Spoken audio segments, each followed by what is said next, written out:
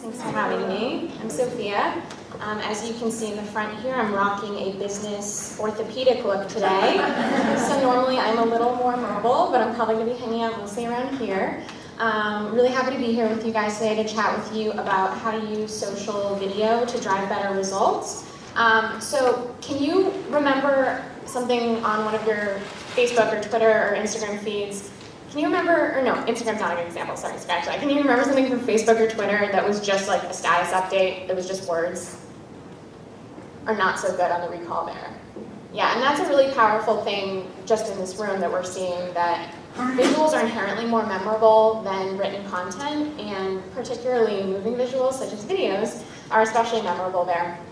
And so that's why I wanted to talk to you about video content on social.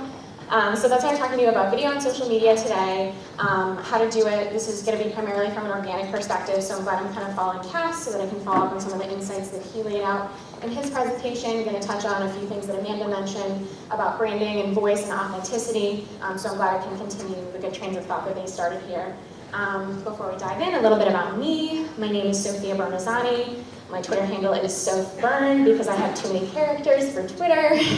I write for the Hubspot marketing blog, so I write about pretty much anything marketing related. I specialize in social media, but I write about productivity, I write about content marketing strategies, I write about advertising, pretty much anything under the sun that might have to do with writing things down or making things and putting them online. I work really closely with our social media management team here at HubSpot to create video content from the content engine we have at HubSpot to turn it into more interactive content for people on our social channels. So I've worked in social media in previous roles in content marketing. My career started working in a nautical-themed restaurant in Portland, Maine.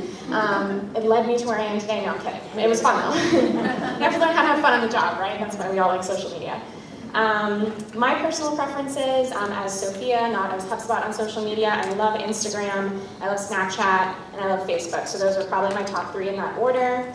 I think because I work in digital content so much, I'm a huge fan of reading real books and writing things down on real pieces of paper. I don't know if you guys feel the same way. Sometimes my eyes are just like, enough already, like, let's see some paper.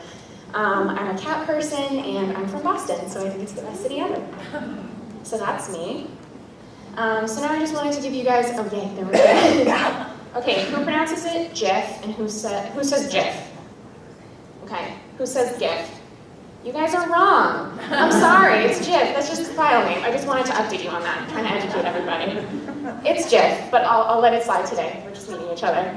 So I wanted to give you a rundown of the state of social video as it is today. Let's be real, we're all busier than ever. We all have smartphones. We can check email and check Slack and talk to our coworkers of all hours of the day and night. Like, we have no sense of work-life balance, no matter how many articles we read about it online. Like, none of us have it. We're all like, yeah, like, I take vacations, but it's like, yeah, but you're checking email before you go to bed at night, and then that's the first thing you do when you get up in the morning. Like, we're really busy, and so when it comes to my personal use of social media, like, I'm doing a lot of blind, mindless scrolling. Like, I'm scrolling my Twitter feed when I'm commuting to work, I'm scrolling my Facebook feed when I'm waiting to get off hold on a call in customer service. So there's a lot of mindless scrolling going on because we have so much personal internet consumption time that isn't work that we really just want to, like, see what's out there and see what sticks and click on it. And then to that end, what other speakers have mentioned before, most of social browsing is happening on mobile devices today. And so you have to think about what are the behaviors that a mobile browser is doing versus somebody who's on a desktop, because not as much social action is happening on desktops anymore. At HubSpot last year, we surveyed people about where they want content marketing to go, what they see as the future of content marketing, and people are saying they want to see more visual content. They're saying they want to see shorter stuff more than they want to see long articles and blog posts, which if you write blog posts like I do, that might have brought panic into your heart, but never fear. I still have a job, and so will you. And there's just a way to add more multimedia content to what you do to make it a more engaging experience that more people want to interact with. Buffer did a survey a couple of years ago. Visual content is 40 times more likely to get shared on social media. Like 40. Think about the last thing you posted on social media and multiply that by 40. Like, that would be awesome, right? So social media, or visual content is the way to go on social media for shareability and for engagement. So we just did our annual State of Inbound report where we survey thousands of marketers around the globe. and 40% of them said that they're having trouble deriving ROI from their activities. So, like, on my blog post that I wrote about the survey, I was like, this is challenging. But here today, I'm going to say that's super messed up, that 80 people out of this room of 200 people are saying that they can't say, hi, I earned my salary today. Like, that's a huge problem. And so I think that social media, like Cass mentioned, with paid social media, you can derive attribution a little bit more easily, and sometimes people are still feeling that, like, that squishy feeling with organic content, like, am I actually, like, is this driving the bottom line for my company? And, like, do people think that I'm just tweeting all day, or do they think that I'm actually bringing results for the company? So the answer is yes, you are, and I'm here to talk about that today. So first, let's just dive into Facebook. I think that Facebook is, Cass mentioned this is a great place to start if you haven't done much with video content on social media yet. I think Facebook is a great place to start. But just to give you the lay of the land with what's up in Facebook these days, most videos on Facebook, 85% are watched without any sound. So on all of your social media feeds, you'll notice when you're scrolling, they're on mute until you tap them to listen to the volume. So when you look at this stat, it doesn't mean these videos aren't being watched. It just means they're being watched without sound. So that's something really valuable to think about when you start thinking about, okay, what would be a good video? Thinking about content that could be easily translated into something soundless, as well as with a narration. Werner just mentioned this. Organic reach is declining rapidly for brands and publishers. Facebook just rolled out another algorithm update, so we can be assured that our reach might decline even further from there. And so that's something to be really mindful of, that brands and publishers are getting a little less visibility than their friends and family on your feed. And so you want to think about, okay, how can I make a really impactful Facebook post that will, A, get to the top of somebody's newsfeed, and B, that they'll actually click on and they'll actually interact with. Native Facebook videos are shared 1,000% more. I've never seen that percentage before, but I kind of like it. They're shared 1,000% more than external links and embeds from Vimeo and YouTube. And so that's something valuable to think about too. You want to create and upload content specifically for Facebook. Content consumption has increased a ton on Facebook. People are using it now as search engines. People are going there to get their news. There was a stat from Pew that said like 2/3 of American adults get news content from Facebook. And so this is really meaningful to think about the fact that people are coming here to like not just interact with what their friends are posting, but they're coming here to get the information they need to go about their day. And then video-wise, 100 million hours of video are watched every day on Facebook. And so that's about 8 billion daily video views. And while a lot of them are probably from Tasty, a lot of them can be from your brands too. And so some of my best practices for creating videos on Facebook, just to dive into that, I think that one tough thing when it comes to measuring ROI is knowing what metrics are important. You might have heard of vanity metrics before, so like what are the metrics you should be tracking versus what are the ones that like are just kind of flashy. So Facebook automatically will tell you, like if you look at a video, it'll say 3,000 views, and those are measuring 3-second views. Which isn't a ton of time. It is a meaningful amount of time, but it isn't a ton of time. But when you click into the analytics of a video post, you can actually measure the 10-second views as well, which I think is something really important to measure in addition, just to see like who's starting to watch your videos and who's sticking around and kind of hanging out with you until 10 seconds through, because that's a longer time to watch something on Facebook. It's also important to measure both your number of views and your view rate. So Facebook will show you the number of times people viewed your video, and they'll show you the reach that your video achieved. So you might like be down on yourself if a video only got 200 views, but if it was reached by 300 people, then that's a really good view rate. So you want to look at it within the context of the audience as well. So really looking into the engagement analytics to see like, okay, who's looking at it, and from who's looking at it, who's actually clicking through and watching it. And so I think paying attention to those metrics in addition to just the number of likes you get or the number of views you get can give you a broader picture of how your content's performing so that you can kind of calibrate your approach from there. I mentioned how many videos are watched without sound, so it's really important to create volume agnostic videos. We talk about this a lot at Hubspot, so this can be something as simple as using captions. If you have a person on the screen speaking, using captions so that somebody can like read your video in addition to just listening to it. This is also an opportunity to use more animations, to use more graphics, to use more advanced video strategies to tell a story with fewer words that don't necessarily need to be narrated. which isn't to say you shouldn't choose cool music backdrops for your videos for the 15% of people that do click and listen to it. You should still give them something fun too. So just make it so that it can be consumed with sound or without sound. It's important to use people and faces in your videos. There's a lot of statistics about how people are like 30-ish% more likely to click on something in the newsfeed if they see it's somebody's face talking. So when you can, if you're creating video where it's somebody talking about a different topic, start the thumbnail so that the first thing somebody sees on their newsfeed is a face. They're like, okay, I want to hear this expert from this brand talking about this topic. On Facebook, we do this a lot at Hubspot. We create video news segments where we kind of recap news that's happening in our industry and post really quick videos. And these can be things that are as simple as like slideshows. They're effectively slideshows where they're images put together with captions sort of telling you the details about a new event. It's a really easy to put together, and it can have a lot of impact because, like we said, people are coming to Facebook to get information, they're coming to Facebook to search. And so I think that news on Facebook could be a really, well, that's a loaded term. I won't say news on Facebook, but content about what's happening in your industry on Facebook, I think that can be a really effective way by covering what's going on. That can be a great way to sort of get your feet wet in the video space. Amanda mentioned this, the importance of high arousal emotions, so not necessarily positive. So high arousal emotions are what make content go viral. Harvard Business Review did a study on this, and so these are provocative emotions like disgust and anger, but also like joy and surprise. And so when you're thinking about what would be good video content, I don't want to lose it again. When you're thinking about what would be good video content, make sure that you're doing something that will have your viewer coming away saying like, wow, I learned something, or I felt something, or I was very surprised by that. I think that sometimes in the pressure to make video content, you can just turn anything into a video. That's not necessarily the case. You want to make sure that you're creating something that not only is visual and not only is engaging, but that makes someone come away like, wow, this makes me want to do something. That makes them come away with a CTA, this makes me want to do something about this cause or about this topic. Another way to drive engagement with video content on Facebook that is a little lower impact is you can share content from your peers and influencers. And it's kind of sneaky, but it's like a symbiotic relationship there, where if you share video content that peers and other influencers that you partner with on Facebook, if you share their content and tag them, you can kind of hop onto their audience and get likes and engagement from their audience while still posting cool, engaging stuff that your audience will like on Facebook as well. So that's something you could establish with a partnership with another person or thought leader or brand in your industry.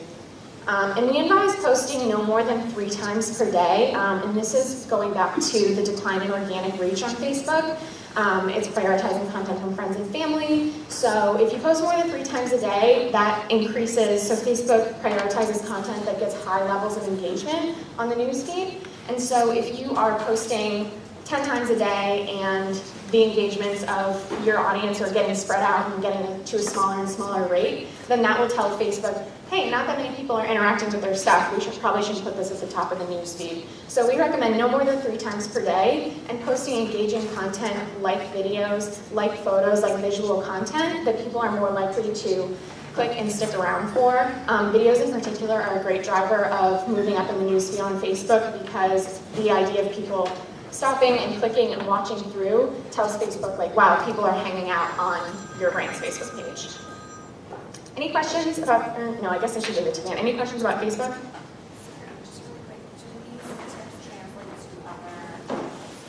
I'm going through a few different channels. Yeah, some of them do, some of them don't, but I'm going through a few. Thanks. Okay, so next is Twitter. I think we all feel this way about our tweets sometimes. So the state of the video on Twitter, a lot of people are watching video. So 82% of users are watching videos. Even more of them are happening on mobile devices. That's where I do almost 100% of my Twitter use. And then more than half of Twitter users said they're using Twitter specifically to find video content, which I thought was really interesting. And content consumption has increased on this platform a lot too. And so, like I said, some of these tips will be the same. It's important to measure the views and the view rate. Twitter does give you a lot of targeting options for your promoted content, as Cass mentioned, and for your organic content. So really, if you have a video that you think is really interesting and you want to put money behind it, make sure you're really targeting specifically so that you can get the most bang for your buck there. The targeting, I think, is really, I think it's comparable to Facebook on Twitter. And so make sure you're taking advantage of those. If you're going to put money and effort behind creating a video, make sure that you're getting as much out of it as possible. On Twitter, videos that feature faces in the opening scenes are twice as likely to drive engagements. So this is another lesson here about the power of the human face. I don't know if it's people like hearing information from an expert or if they just like seeing the friendly face associated with a brand. It's definitely a great way to show the human side of you, to say like, hey, we're not just spouting off nonsense, we're talking living experts. And then Twitter has excellent discoverability with the trending topics. So my advice would be to look into trends that are related to your industry or what you're talking about and see if you can tailor one of those to a video that you're coming out with, to see if you can take advantage of that so that if somebody clicks into a trending topic, they'll see your video closer to the top of the feed there because videos get more favorability in the algorithm on Twitter as well. Any questions about Twitter? Yeah? Just to clarify, Yeah. Start back. no worries. It's a good start, by the way, for question and answers. Just to clarify, when you mention opening scene, do you mean the first so many seconds or the first frame? The first frame, yeah. First frame. Yeah, they said it's twice as likely to get clicked if it's the first frame has a person's face. Great. What's the source? It's Twitter. It's their study on video engagement. Thank you. Yeah. I have the links in here, and so I can share this with Werner later, so you can check those out. All right, cool. Instagram, this is Chloe, everyone's favorite Kardashian. It's okay if you don't agree. So Instagram, they can result in double the engagement of photo posts there. So they said it's up to double. And so that's a pretty compelling reason to start posting videos there. They recently made the maximum length longer last year. So now you can upload videos that are up to 60 seconds in length there. Olapic observed that the engagement there can be up to 15 times higher than Facebook, which is a lot because Facebook has a lot of engagement too. So this is a great place to be promoting video content as well. Viewing time of videos increased by almost half in 2016, and so there's no reason to think that that trend will be on the downswing in this upcoming year. And their organic reach is down too. Like Cass mentioned, they are owned by Facebook, and so they are constantly adjusting the algorithm to make sure that you're getting the most relevant content to you possible. One thing that's important to note about Instagram is the algorithm favors content with maximum engagement, so thinking views, comments, and likes, but they also will prioritize in your feed pages that you've already interacted with. And so when you're thinking about posting for your brand on Instagram, you might think about posting videos that are prompting a response, like comment or tag your friend in the comments below to show them this, because then the more you interact with a brand, the more likely it'll be that their content will be served to you first. And so that's something for you to think about, like on Instagram particularly, posting content that makes people want to comment on it so that they'll see it again and again in their feed. And then on Instagram, 4 to 5 times per business week comes out to about once per business day. So we recommend that just because the new algorithm can show you content from up to a day ago. So you're going to want to make sure you're not overloading your followers with content that they're less likely to engage with. If there's too many options. I don't know, you guys might feel the same way on your Facebook feeds. I know I do. If I see like a ton of content from one brand or one page, probably less likely to click on it, right? Like I've already heard a lot from you today. And so we recommend just once per day with Instagram. 1 to 5 hashtags is a really good sweet spot in terms of taking advantage of the discoverability on Instagram in that Explore tab. More hashtags than that is like probably going to get lost in the noise, so just picking the most impactful and most relevant hashtags.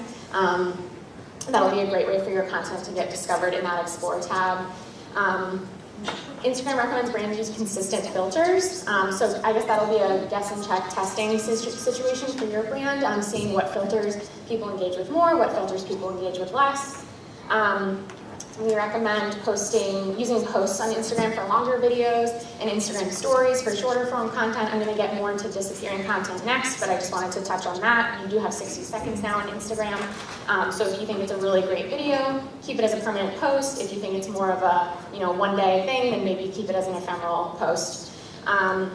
Like the other networks, Faces do generate more comments on Instagram. So you're going to want to keep people involved in your videos as much as you can.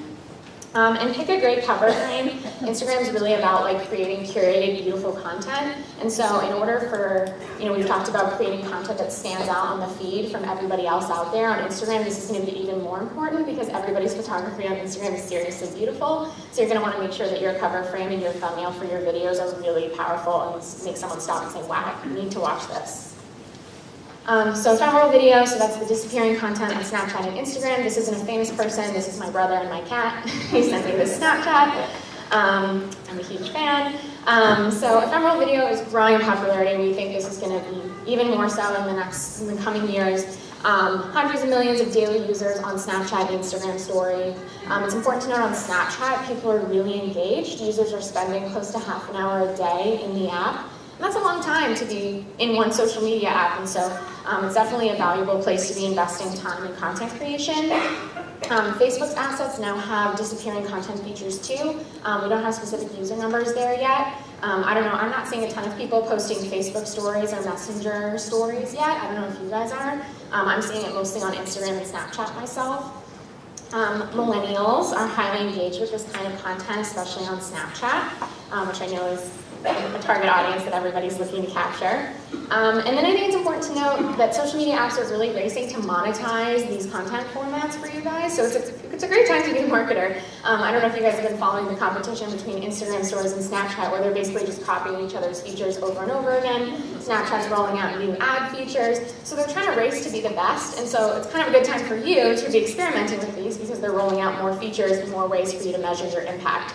So now's a great time to get started if you haven't already done so. So my biggest piece of advice is don't try to do too much. I think that some people feel like they need full daily strategies on Snapchat and Instagram stories and Facebook and Twitter. But when it comes to ephemeral, don't try to do too much. Like, figure out where your audience is living and try to create stuff for them there. So in our case, we're posting more on Instagram stories because we have more followers on Instagram, but we're still investing in Snapchat just because we do know that people spend a lot of time there, and people do like to interact with that content. So it doesn't mean don't do both, but like, you don't need to go 100% on both every single day because that'll just be exhausting. Instagram stories, like I mentioned, it seems to offer a little bit better ROI. They provide more clear metrics. The data is available for you as a brand Instagram to see like exactly how many views and drives to web pages and blog posts you're getting. On Snapchat, you can create a sponsored Snapchat geo filter, which is a pretty affordable way for people that are local people in your area to see your brand name. So that could be a great way for you if you have like a brick and mortar location. That could be a good way for you to drive people into your location, or just to be like, hey, what's the Snapchat filter? Like, I'm gonna look up this company. So that's a more affordable way. If you're not willing to invest in a full ad campaign with Snapchat, that's a more affordable way to kind of test the waters there.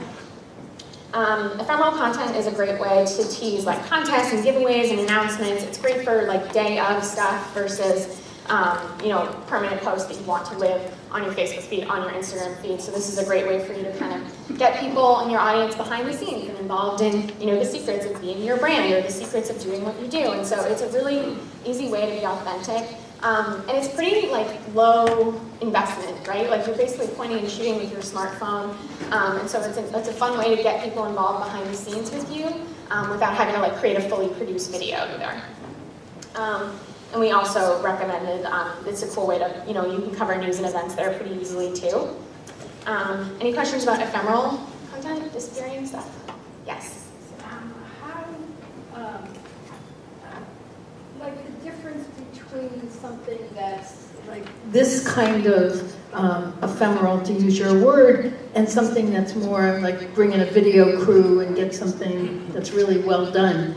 How do audiences react to both of those distinctions, and which would be more appropriate, given the circumstances?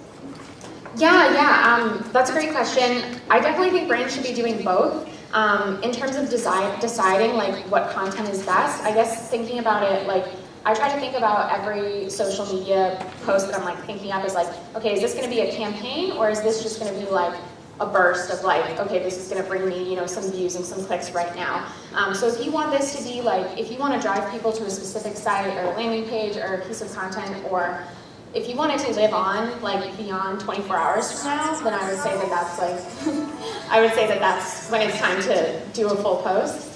But I think that you should definitely be doing both. I think that, you know, when we're talking about authenticity and we're talking about having a really consistent brand voice, the ephemeral, like, disappearing content is a great way for you to show, like, the human side of that, whereas some of these professionally produced posts that you might be posting on Instagram or Facebook, that's a great way to be like, you know, wow, look at what this brand is doing, whereas the ephemeral content is more like, oh wow, this is really cool, like their office looks like mine, or like I have the same dog.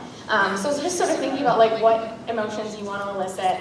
We were talking about like emotions in your content, what emotions you want to elicit, and what you want people to do after they look at your content, I think is the big thing you want to think about there. Okay. Do you think we should open up for general question and answers? Yeah, the last thing I had was live video. This is April the giraffe. I don't know if you guys maybe know. quickly go quickly over. It's very important. Yeah. So this is the last thing. So live video is something you should also be investing in. Facebook users spend 3 times the time watching live videos as they do regular videos. They help you rank super high in the news feed. That's like one of the #1 things that they target in their algorithm is if you're posting live content that people are engaging with. Instagram Live is different, it disappears. So on Facebook, a live is a piece of content that you can keep posting and you can boost it and you can pin it. That's not the case on Instagram, but what's cool about Instagram Live is your profile appears first in the horizontal bar of brands that have stories. And so that's kind of cool that when somebody opens up their Instagram app, you'll be like the first name they see.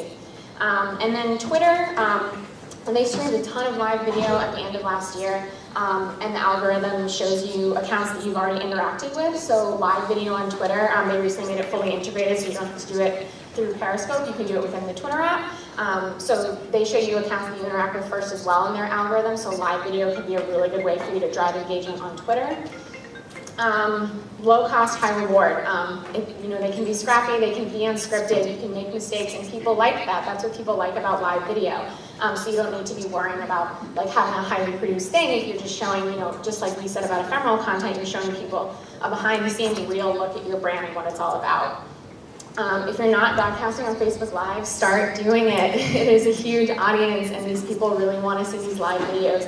An insane amount of people log in to watch live videos every day. So that would be one of my biggest takeaways is do live on Facebook if you're not already doing it. Stream live if your audiences are there. If they're not engaged there, then you don't need to spend as much time there. Meet your audience where they already are and give them the content they want to see. Just a little note, one of our highest performing lives was a silent video. We promoted a walk around a park to promote mindfulness, and it was like on a Monday, so I guess everybody was really stressed out. But my point being with that, like really simple ideas can succeed with Facebook Lives. I've talked to a lot of people that don't think they have the right ideas and the right content to produce videos, but everybody does, every brand does, and you can do something as simple as like an office life video or a productivity hack, and that can really resonate with people who are like, crap, I'm stressed and I'm unproductive too. Let's open it up. I had a list of things you can use to make this stuff happen. Basically the TLDR of this is you don't need a huge professional camera setup. A lot of the newest smartphones have really great cameras. There are a lot of free and almost free editing and software resources to easily put these things together.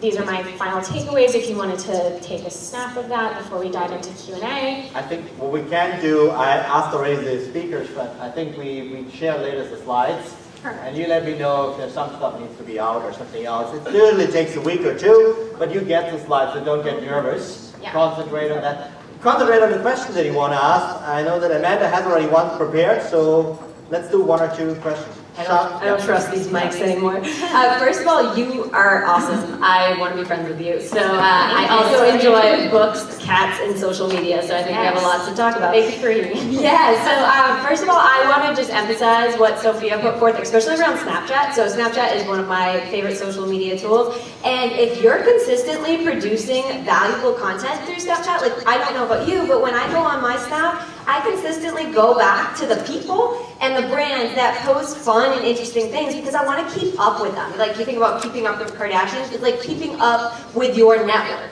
So for example, the people that don't do Snap right, you kind of like lose me right off the gate, and then I don't return to your channel. Because when Snapchat first came out, you had like 5 friends maybe on it. Now it's insane. You scroll through, there's 30 people, there's 60 brands, whatnot. So my case for that would be create a story that keeps people coming back.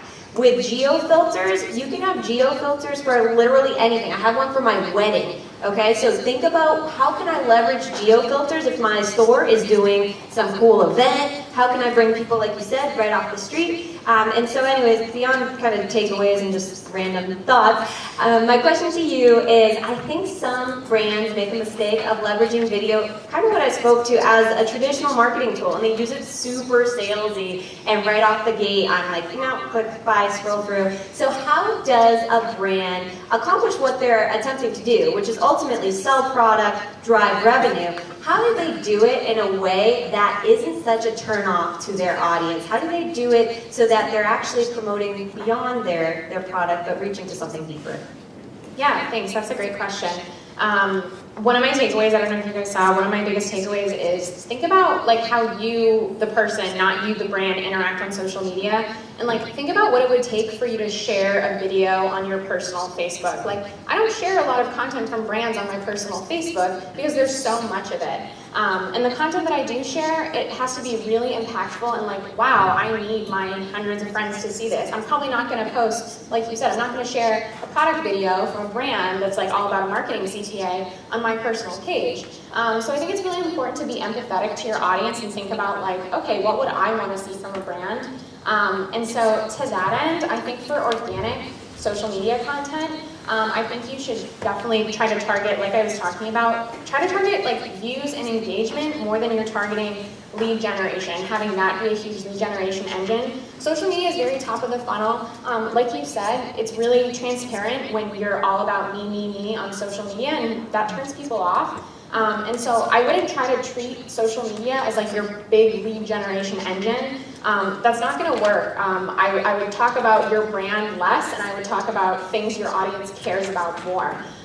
So, I talked about how we did a video about like mindfulness and productivity, and like this wasn't a video where we were like, and for more mindfulness, like download Hubspot. Like no, that obviously doesn't make sense. But mindfulness is one of those buzzwords. Everybody wants to be more productive. Everybody's stressed out. We're tapping into common things that we know our audience feels. We're tapping into the pain points. And we're just tapping into like a sense of fun sometimes too. Like for April Fool's Day, we posted a video about guerrilla marketing, like with a gorilla, like the animal, not gorilla the strategy. And like obviously we don't have like guerrilla marketing software on HubSpot, but like it's fun and people get a kick out of April, or maybe they don't. Some people didn't like it, but I liked it. And so I guess it's just all about like treating your audience the way you would want to be treated. I would try to target views and engagement more than I would target like, oh, this drove X amount of leads, because that's what your marketing content's for, right? That's what your marketing funnel is for. And you're using social media and you're using other top of funnel tactics to get people familiar with your brand. And that's really what social is about. It's about interacting with them and giving your brand a voice so that people are like, like maybe I will come back to this brand the next time I need to download something. So I think it's just really important. Treat others the way you want to be treated. Golden rule works in social media as well. And don't be too salesy, as we said. So thank you very much.